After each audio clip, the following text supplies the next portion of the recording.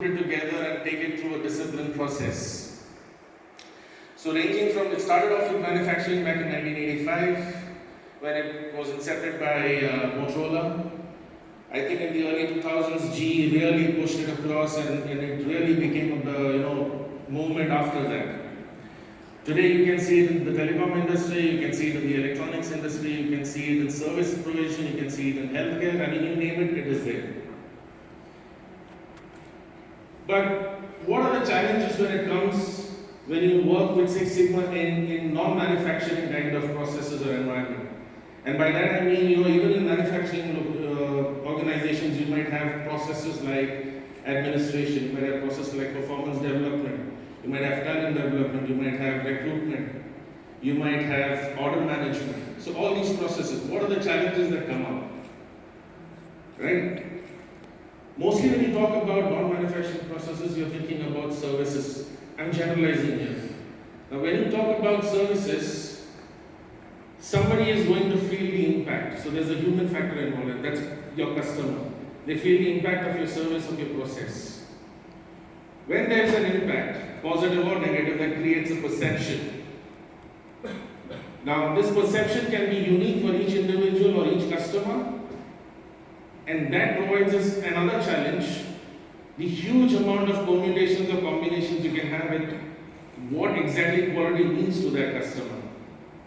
Right? So how do we get all this together and what is the best approach to approach improving over there?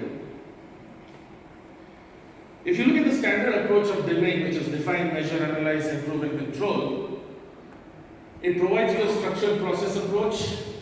It gives you excellent data analysis toolkits. It will allow you exquisite improvement tools, especially if you're talking about design of experiments. Right? All this you can try out with the machines or the production line will give you an output straight away.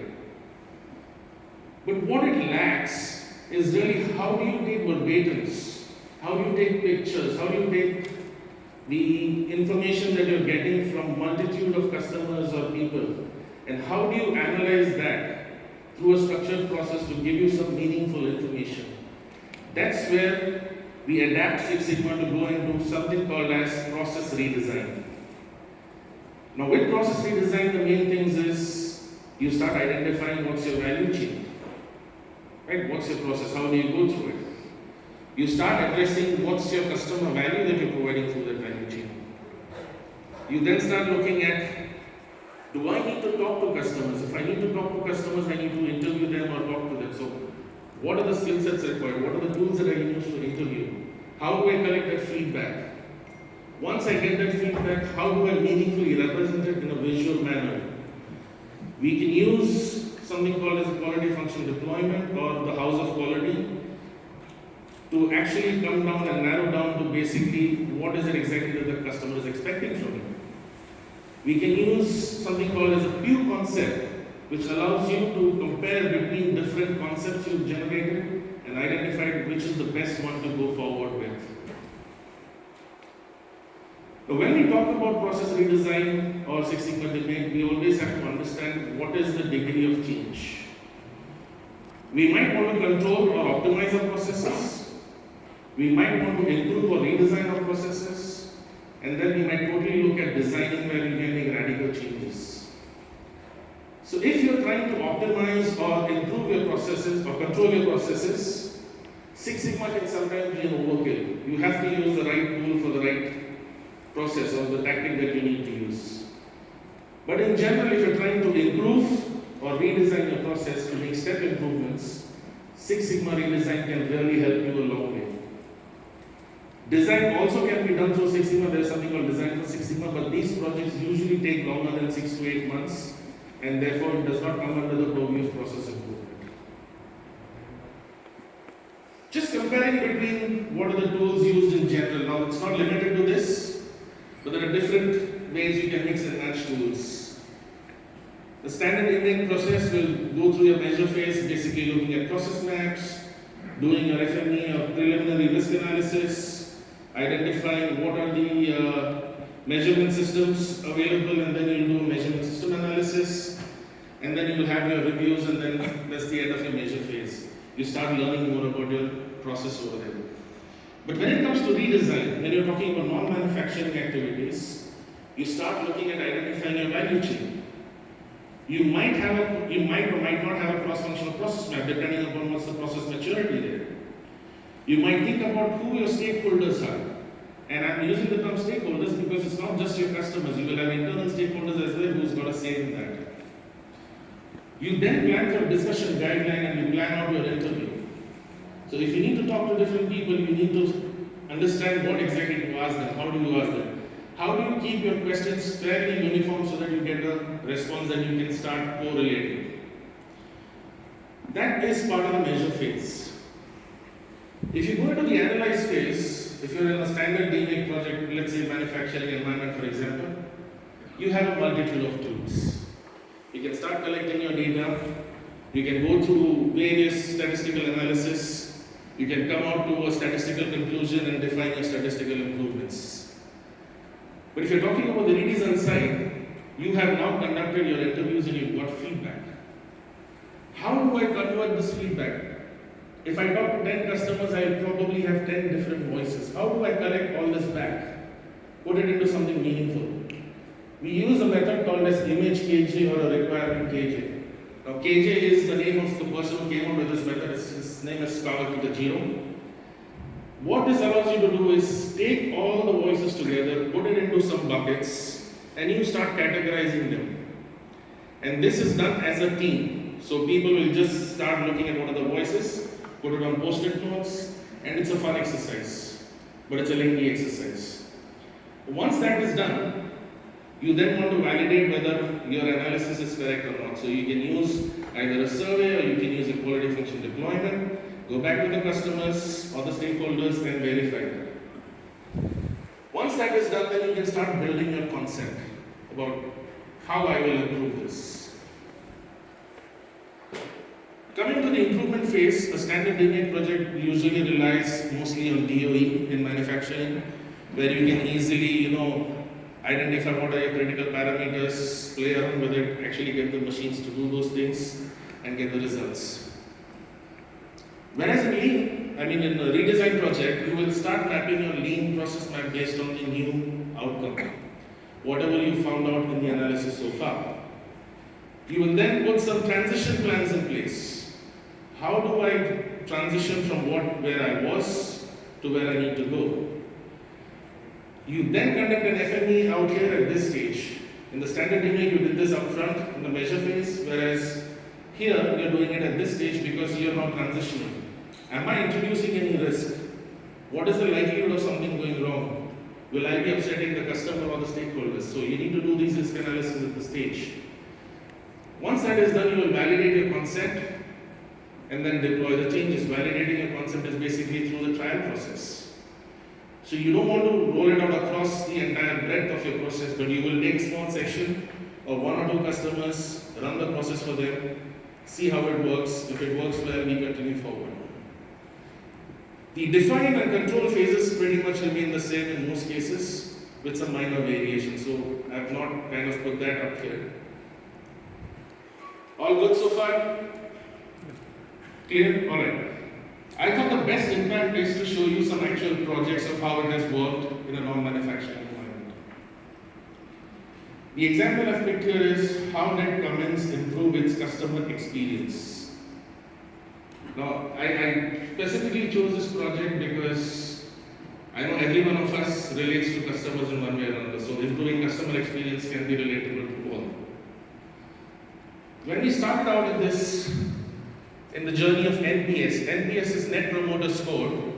Basically, there is a third-party agency who calls up the customers after you had a service event with them or a sales event with them, and they ask them, how did you like the services? Would you like to recommend us to some of your other clients or friends? And they rate them on a scale of 1 to 10. Depending on the ranking, they are either promoters, that means you wake them up in your sleep and they'll still be loyal to Cummins. You've got passives who are happy with the service, but then they have the chance of moving out to another source. And then you've got the detractors who are completely unhappy with our service. And NPS is calculated as the percentage of promoters minus the percentage of detractors. Now when Cummins started this out in 2009, the customer satisfaction was minus 8%. And obviously, management is not happy. We all want our customers to be happy, so then there was a natural push that brought it up to somewhere around the 20s mark. So we decided, how do we get to a target of 60%? And 60% is very difficult to achieve when you're starting out with this. So we set up a 60-month project to improve it from 20 to 60%, and very soon we realized we need to break it into 2 phases. So I'll show you phase 1 and phase 2. So in phase 1, when we were starting out, we were around the 22% NPS score. As I said, redesign, we start identifying the value chain. So we looked at the process of how it was actually handled. How it worked was, the third party would interview and they would send us an alert saying that you have a detractor or a passive approval. That would be the fire alarm ringing. The customer care manager who was responsible to look at this process would then assign it to somebody at the branch, depending on which customer it was, who then goes out to the customer and firefights. After putting out the fire, the customer care manager thinks, how can I get this improved further? And as we looked at this value chain, we soon realized that there was no fixed process to solve the issue. It was ad hoc. Just assign it to the branch, any engineer who was free would go back to the customer, fix the issue and come back. And we also noticed that we were fixing symptoms and not root causes. Identifying the gaps, we did a gap analysis, identified strengths and weaknesses. We went through all the voices we had, we categorized our issues. It's a painful exercise, but it was good to do. We then came out with a new process, identified its strengths and weaknesses, and the risk that we said was the team has no experience doing this before. So we had an education to do in terms of root cause analysis. We built a tool. Now we did not have enough budget to go and get huge software, so we got people who knew Excel to automate it.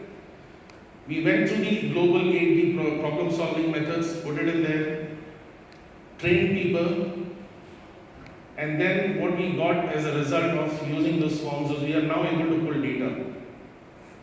So we put that all together into an NPS master list, again Excel based, but it allowed us to manage centrally, it allowed us to have visibility. What was the impact? Almost 60 to 70% of our alerts that we received were not closed within 2 days. It would go more than 14 days, 2 weeks, not good for the customer. Once we finished the project, almost 50% to 60% was getting closed within 2 to 3 days. Huge improvement. We did not have root cause analysis before, but after we did this process, we were able to get at least 70%, close to 70%, where we could identify root cause and improve further. Automated, files would save itself on the click of a button, have a date stamp, time stamp, so we exactly know what times it will happen. And we were able to build a database of failure modes and root cause categories. So now we were closing down. The net result was from 20 we went up to 39.1, and this is the main thing. If you look at the confidence interval, a 95% confidence level, what it used to say before improvement is you could reach a maximum of 28. Whereas if you look after improvement, it goes from 34 to 54. So that means you well surpassed that limit. It gave us enough reporting figures. We could look at our trends. We could look at which branch is doing how, and then we could analyze what were our major root causes. So now we can really drill down. So this really set the backdrop for phase 2. In phase 2, what we did is we looked at the value chain again, and now we had a much more detailed value chain because we set a process in place. We had 3 different flows for passives, promoters, and detractors. We again looked at the voice of the customers. We looked at what are the passives saying that we are doing good and we are doing bad. We looked at what the promoters saying that we did not do well and what did we do well. So this is also a learning for us. We did Pareto analysis, we figured out what they are saying, and then we took all those voices and did another KJ. And if you look at the Black fonts, they are the comments the customers give, the different voices. All of them were categorized into these main headers which are in red. We then went and prioritized that and said what we need to tackle is basically around timely and accurate responses to customers. So we figure that we are not able to give them the right feedback because we are not able to give them the right inputs. So that's what we said we'll tackle first. If you look at the root causes based on the alerts, that also tells us a similar story. Communication comes out as one of the major issues. And this was one of the charts in 2014 how it was looking. If you see, you almost had 48% of the customers were promoters, another 37 were passives. So in all, it was not a bad situation to be in. But what the management expected was, we want to see as many promoters and as little detractors and passives as possible. That was the aim. Using the quick serve process that Cummins uses service, they decided to now interview our internal stakeholders. So this would be engineers, service advisors, service desk. We came out with 3 major areas of improvement. And some of the critical improvements that were made was basically communication points identified prior to invoicing. Talk to the customer before you invoice, see how they feel about it. We sent out quarterly NPS updates across the branches. We had a comparison table just to show a little bit of competition among the branches. Whenever we received a promoter, we sent them a thank you letter.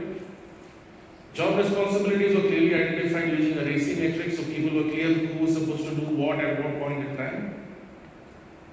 The NPS process flows were revised and updated to reflect changes. This was tied back into a quality management system. And then the employee awareness and trainings were regularly conducted.